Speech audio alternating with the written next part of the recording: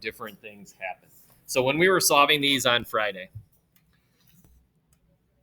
what we did each time, we did the quadratic formula. Here is the quadratic formula, which we all know. But one of the things that we reference and we deal with all the time, notice this little phrase or this little set of numbers in here, the b squared minus 4ac.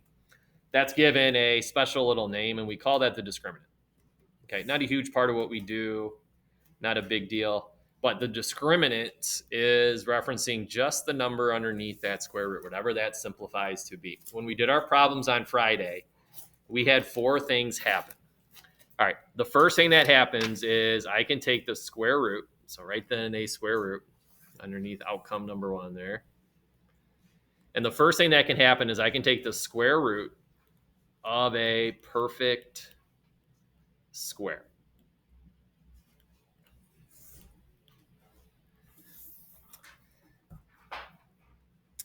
When we did that, so go ahead and write that. What that then showed us, and when we did this in class, so I'm going to move this on down just so you can see what I'm talking about. When we did number 1 on Friday, we talked about when I took this square root of a positive 4, notice how we get nice numbers here. -1, -3. No irrationals, no imaginary. But the reason we did that is we took the square root of a perfect square. So whenever that happens, what that tells us, and this is not what you're going to write, that will always equal 2 real and rational solutions. Always.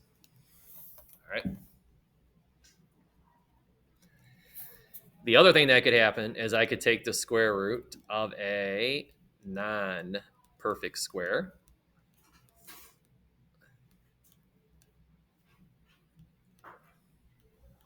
All right. So 4 was a perfect square. That worked out nicely.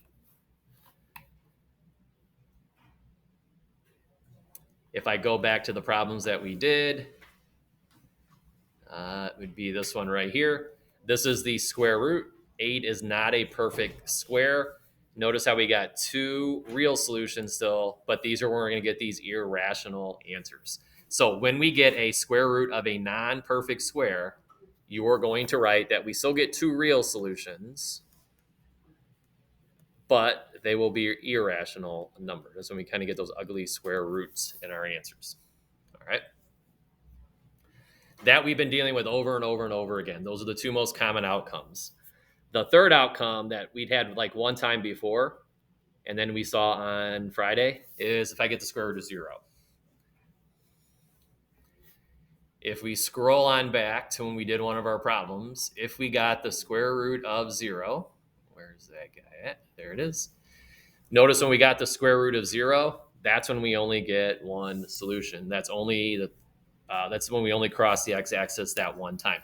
So it's going to be one real solution if we get a square root of 0.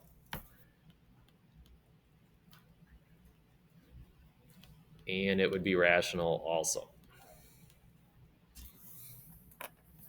Then the fourth and final thing is kind of the new little thing that's new to pretty much everyone is what if I take the square root of a negative number? We just did that one with number 5 on the homework.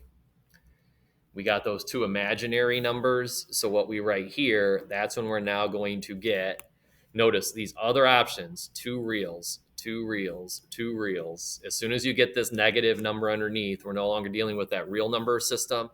We're dealing with what we call the imaginary number system. So we get 2 imaginary solutions. All right, and that's what we're kind of expanding on today, is what happens when we get the square root negative number underneath that square root. Okay. So that was a quick little recap of what we did on Friday. Underneath that, we've already kind of showed it. I've been showing you these 1 through 4 just to kind of prove what we were doing. So no need to concern yourself too much with that little phrase. We've already showed it. So go to now the next set here. This is 3.9, and this is kind of our last little set of notes. So we talked about this on Friday. The imaginary number I, so introducing kind of what we call the complex number system, is defined as the number whose square is a negative 1. All right.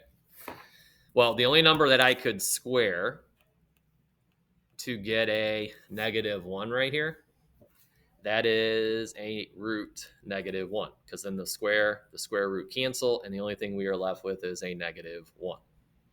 All right.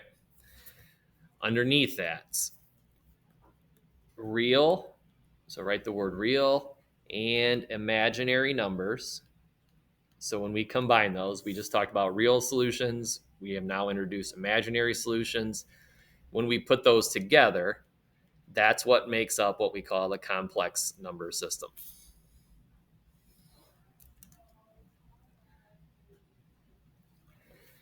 All right, then a complex number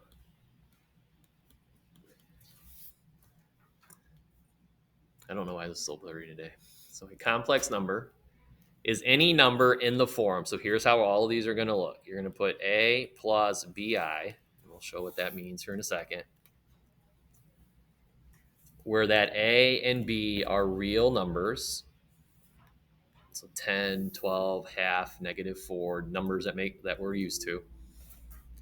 So that it will look like this. So if I put this little a plus bi here, so this is what a complex number system will look like. It'll always be the sum of a real number and a complex number. So notice this, actually, let's do this one first. Notice this I is here. That means this right here is the imaginary part of this number. And then if you notice, the a doesn't have any imaginary components to this, so that's still our real number. So it's a combination of numbers you've been dealing with your whole life with these new ideas. That's what makes up what we call the complex number system. Okay. When we deal with these, when we clean these up, we've already kind of done this a little bit on Friday. Go down to number 1. When I ask you to simplify these, what we always talked about is, this is really bad. Let me make this huge so we can see it clearly. When we have this negative number underneath it, that's bad. So what we do is we split this up, and we make one of them the negative 1, and we make the other one whatever the other number would be. So in this case, it's a root negative 1 times a root 2. And then right now, all we're getting used to is the idea that whenever I take the square root of a negative 1, that is I. There is nothing we can do with a root 2, so we just leave that. That's how we would simplify it. Just I times the square root of 2. Okay. For number 2, same exact stuff we've been doing, where I still want to use a 4 and a 2 to get 8. That's my perfect square. And then that times 2 will give you an 8. But now that we have this little negative in here, we're going to account for that with an extra radical. And underneath, that's the negative 1. All right. Then this 2 we drop down. Do this next. All right. Actually, we don't need to do that next. Let's go ahead and do this. The square root of that negative 1 is your I. So write that as I. Why is this not working here?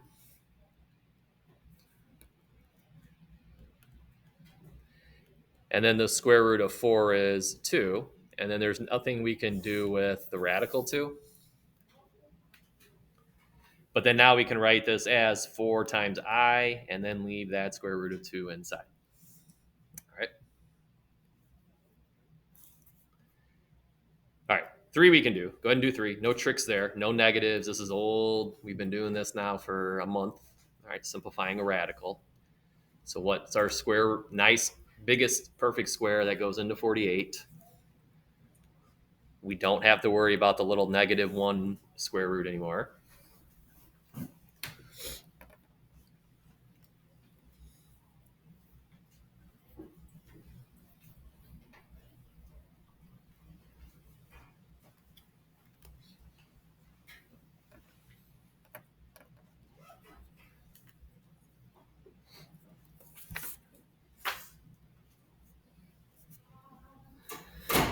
All right, what is our biggest square root that will go into 48? Anybody? Assad? 8 times what? Okay, so this will give us 48, but are either of these a perfect square? Okay. So while those will give us 48, we want them to be a perfect square. Joe, do you have your hand up? Monica? Good. 16 and 3. So 4 and 12 would work, but 12 is a big number that we could break down further. So the 16 is what we want to use. That then we know is the square root of 4, or square root of 16 is 4. That we can simplify. And then that should just be an 8 root 3. Okay? The only time we're going to be putting this little root -1 is if the negative is underneath your radical. Okay, otherwise we leave it. All right, so now 4, we have it. So you're going to take your 4, you're going to put that out in front. Then you're going to have the -1 to account for the negative sign. And then you do 50 like we have been all along. So come up with the two numbers that give you 50, with one of them being our perfect square. This should be a nice one. There's not a lot of options here.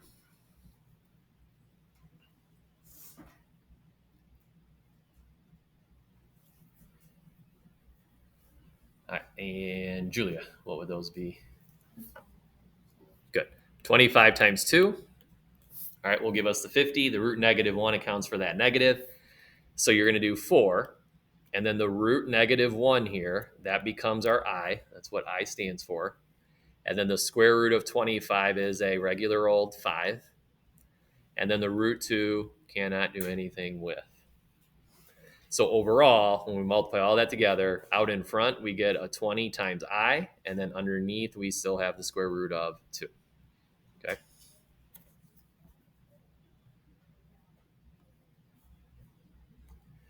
All right, 5. Try 5. What we got in 5? Yeah, see what you think for 5.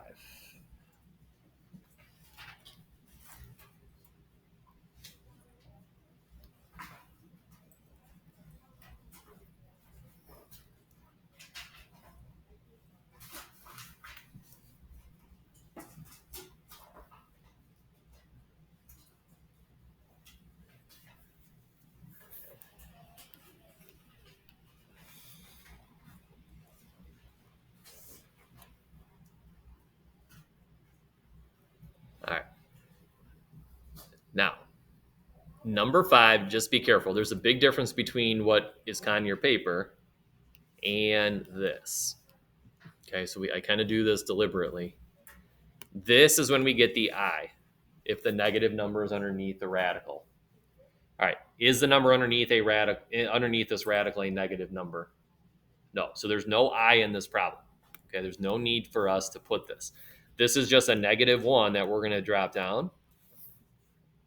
And then all we are trying to figure out are the two numbers that will give you a 98. All right, with it being a perfect square. And again, not a lot of options here. All right, perfect square is 49 times a2. Get the 2 written in. There we go. And then that's now a negative. And then the square root of 49 is 7. And then your root 2. So again, notice there's no I there because the negative is not underneath the radical. All right, 6 we should be able to do. Go ahead and do 6. Pen.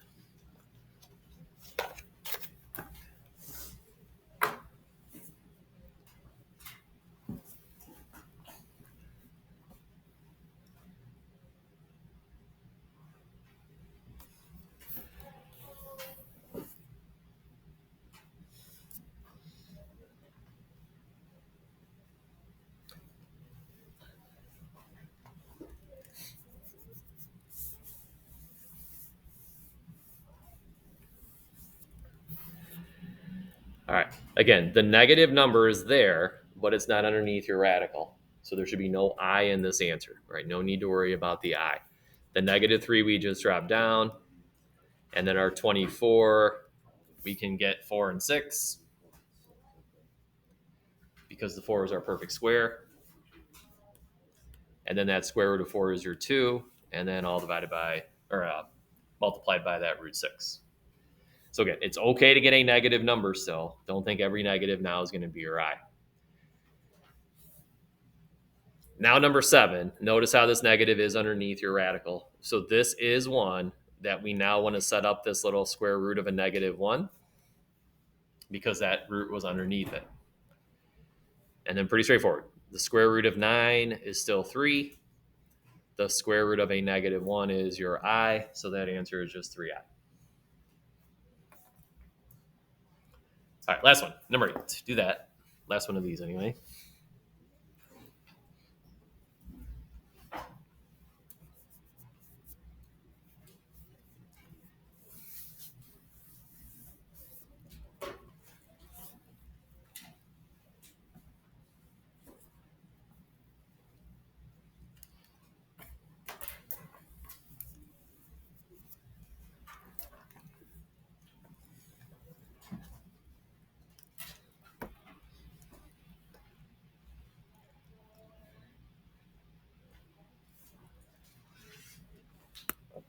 All right. The negative is underneath your radical. So since it is underneath, we do want to set up the square root with a -1 under it. And then we just do the 32 like we normally would. And again, we want the biggest one. All right, Omar, what is that? Good. 16 times 2 gives us 32. The square root of 16 gives us a 4. The square root of a -1 gives you your I. And then the root 2, we just rewrite. All right. So we did that a little bit on Friday with some nice perfect squares. All right, now we have these ones where we got to simplify it. All right, now, next thing. Adding and subtracting these. So it says you can apply the properties of real numbers to complex numbers. And then it says to add or subtract complex numbers. So that's what we're putting into those.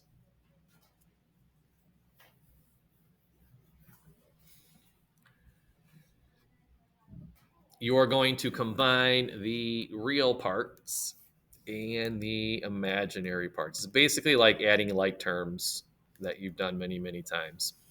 All right, you'll find this very, very easy, I would hope. Okay.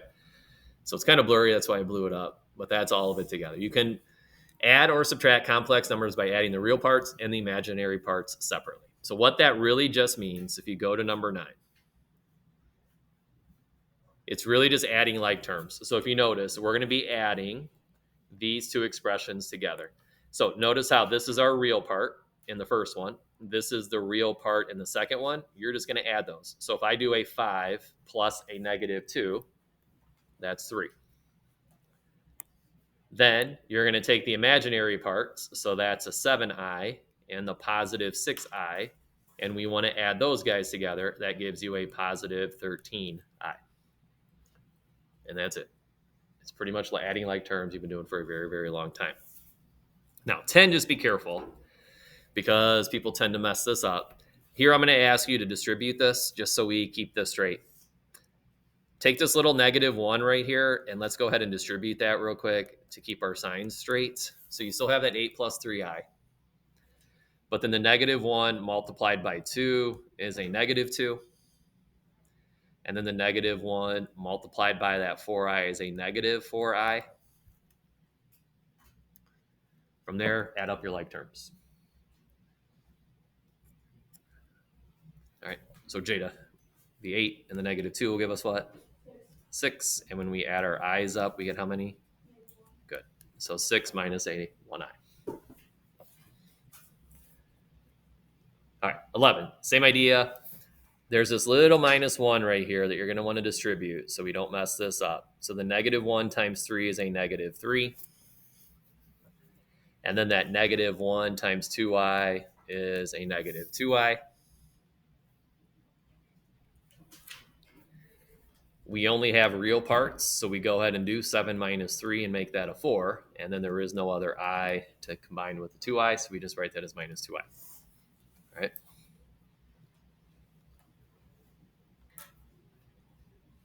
All right, do 12. These should hopefully be pretty nice, I would think. Whenever there's an addition, I would hope these are pretty nice.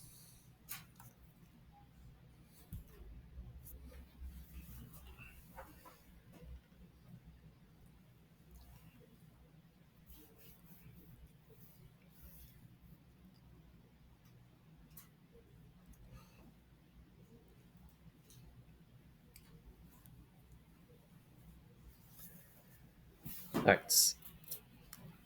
And Ella, what'd you get, Ella? Good. There's nothing we can do with the 4. There are no other real parts to this, but then I can go and take the negative 6i, positive 3i, combine those into a negative 3i. All right. So when we're adding, those should be the nicer ones. The one I ask you to distribute and do a little more work is like 13.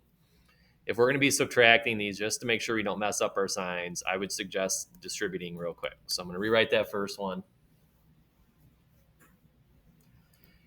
Take the little negative that's out in front of the parentheses and distribute it. So the negative 1 times 3 would be a negative 3.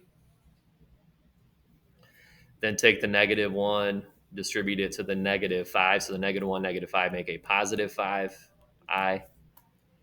And then from there, it should be pretty easy. All right, add up your like parts, the real parts and the imaginary parts.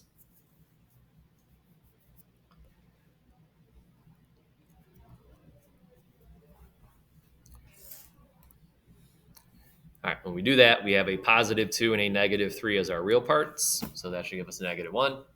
And then when we add up our i's, you have positive 7, positive 5. We should end up with 12 i's. Okay. All right, 14, last one. You're adding, should be the ones that are nice. You don't necessarily need to distribute these. If there's a plus sign, just add up the like parts. All right, so do that real quick, and then we'll get into the last little item here.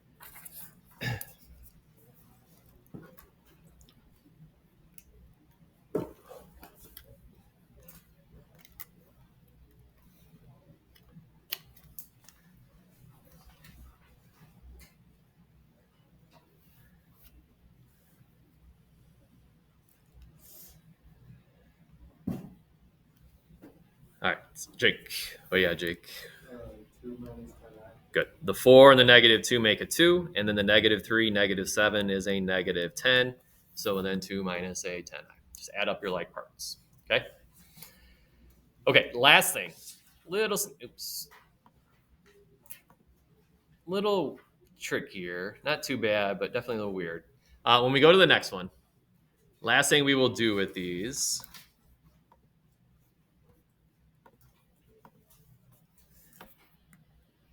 What's going on here? Is to multiply them. So it says you're going to put in multiply here. I don't know why it's not letting me write.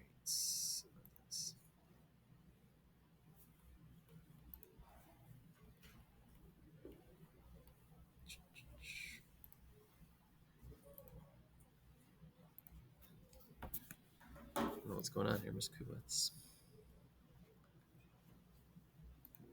Stuck off to the side. It won't let me draw. See how that's not. So let's see if I can type. Let's do this. So we can multiply. All right, so write that in. You can multiply complex numbers, and they can't even see it, can they? What's going on here? There we go. All right, so you can multiply like complex numbers in the same manner that you multiply real numbers or what did I have there? Imaginary numbers. You're going to multiply the expressions normally, and whenever you have this I, you're going to treat that as a negative 1.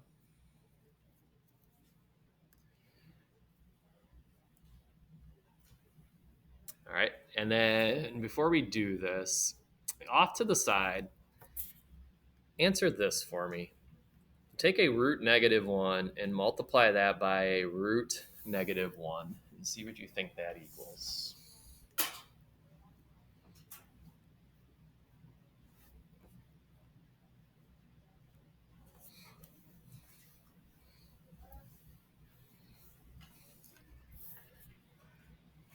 And I'll give you a few hints too. So let's say I gave you this. So here are your 2 hints. If I did root 2 times root 2, that is a root 4. And the square root of 4 ultimately just becomes what? 2, right? If I did root 5 times root 5, isn't that root 25? Because I do 5 times 5. That should give me 5. So what you're going to do here, if I now multiply these together, what should I end up with? Whatever I'm taking the square root of, it was 2 and 2, doesn't that give me a 2? All right, agree with that? If I did root 5 times root 5, doesn't that ultimately give me a 5? So if I do a root -1 multiplied by a root -1, what does that have to give us, Saad? -1. Good. Again, if I multiply root 2 times root 2, doesn't that give me the number that I'm multiplying together? And then a root 5 times a root 5, doesn't that give me a 5? So a root -1 times a root -1 better give me a -1. Well, underneath that, let's write out what these are equivalent to. So isn't root -1 the same as an I? Every time we've seen a root -1, we've written that as I. And then if I do that multiplied by another I, what that gives me is I squared. What that means is anytime we have an I squared, that has to be equivalent to a -1.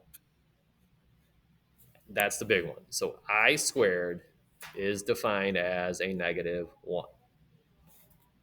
Okay? So that's what this is now saying in the second step. Replace any I squared with a -1.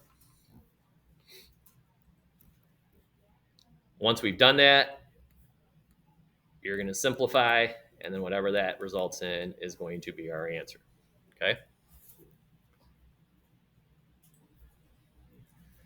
All right, so now go to 15. So here's how this should play out. When we multiply these together, you're still going to do 5 times a -4 and get -20. And then I times I is I squared. Simplify this now, or first, before we did that, we said anywhere you see an I squared, well, we just talked about I squared equaling, I squared is a -1. So wherever you end up seeing an I squared, you're going to replace that with a -1. So what this answer actually then is a positive 20, right? The -20 times that -1. All right. All right, 16. This is our whole distributing. So we've done these. Now you're going to do it with imaginary numbers. So you're going to take your 4. You're going to multiply that by the -2 to get a -8. Then you've got to take that 4, multiply it by a -I. So that would just be a -4 times the I. Do the same thing with the 3i. 3i times a -2 would be a -6i. And then the 3i multiplied by a -I, so +3 and a negative gives us a -3. But then I times I gives us an I squared. All right, any questions on that right now? All right, then as we go through and now clean this up, right now I'm going to have this -8. But notice how right now we have some like terms right here. So we're going to go ahead and combine those. That's a -10i. But we also now over here have a -3 times I squared. And what I squared is equivalent to is a -1. So we have a -10 minus that 10i. And then since it's a -3 times a -1, that's really a +3. Don't we now end up with like terms that we can combine further? So now that -8, that +3 is a -5 minus our 10i. That's your final answer. All right.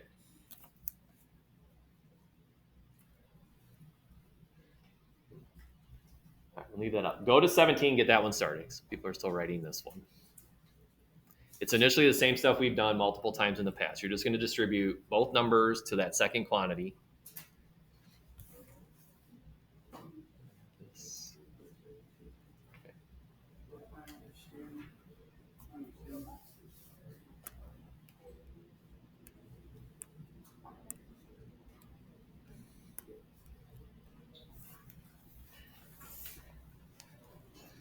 Unless you're really understanding, just distribute those 2 times and then just hang tight.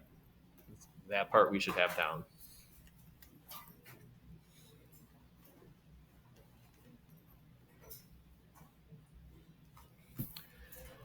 All right, so here's how that first part should have played out. You're going to take that -10 and you're going to do times 3. So that's initially a -30. Then the -10 is going to get multiplied by the -2i. So that's a positive 20i.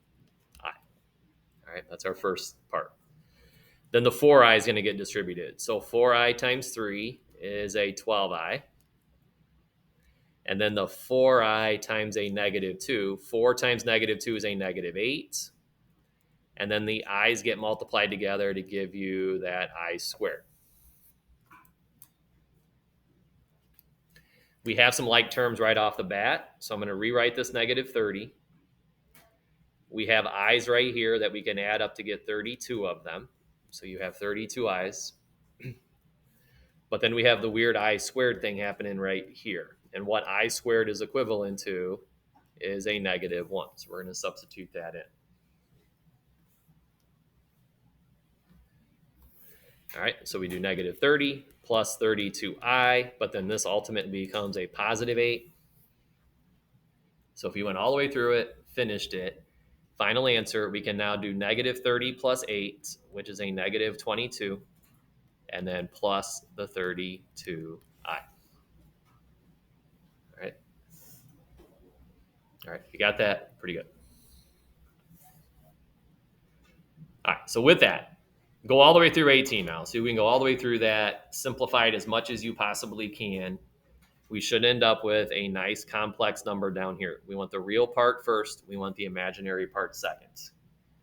All right, and let's see if we can get through this.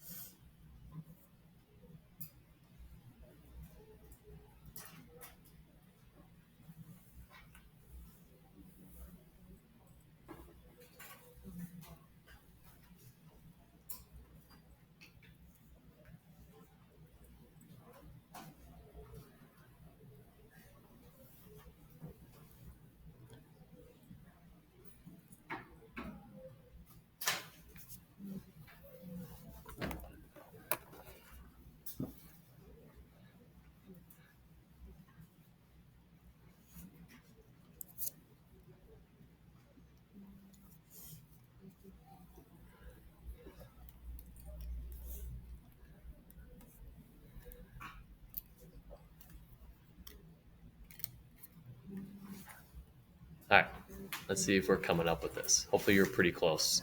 The first part is our distributing. This is old. So 4 and a -3 should make a -12. And then the 4 and the 5i should be a 20i. All right, that's our first part. Then take your -9i and distribute. So a -9 and a -3 should make a +27, but the 9 had an I to it, so +27i. And then a -9 times a 5 should be a -45, but you also have I times I to give you an I squared.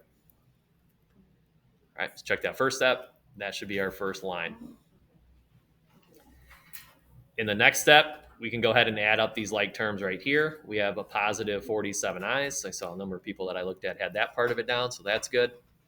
But we also have this little I squared, which is your -1. That then allows us to rewrite this as a -45 times a -1, so a +45. So if you went all the way through this and you combine your like terms in the end, and you got a +33 plus a 47i, then you went through that correctly.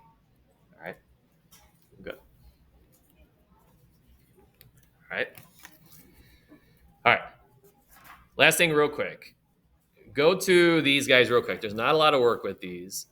Number 19, we've been doing over and over again. It's the premise of all of this. I squared is a negative 1. So it's pretty much just write it down. We just did it 6 times in a row. Anytime you see an I squared, that is equivalent to a negative 1. So then 20, what would I cubed be? Well, what we can do with this, I cubed, is really I squared multiplied by I. That's still 3 of them. It's just written a little bit differently. But notice again, we get this I squared. That's a negative 1. And we still have the extra I left over. So it's really just a negative 1I or negative I. All of these are based off of this idea. So if we go to number 21, again, we're going to base it off of this idea that I squared is a negative 1. So if I have I to the 4th, couldn't I write that as I squared times I squared? Because that's still I to the 4th. And what that really is then is a negative 1 getting multiplied by another negative 1. So I to the 4th would have to be a positive 1. All right, real quick, try 22. We'll probably stop there so I can get out the little homework I want you to do. What do you think I to the 5th is going to be?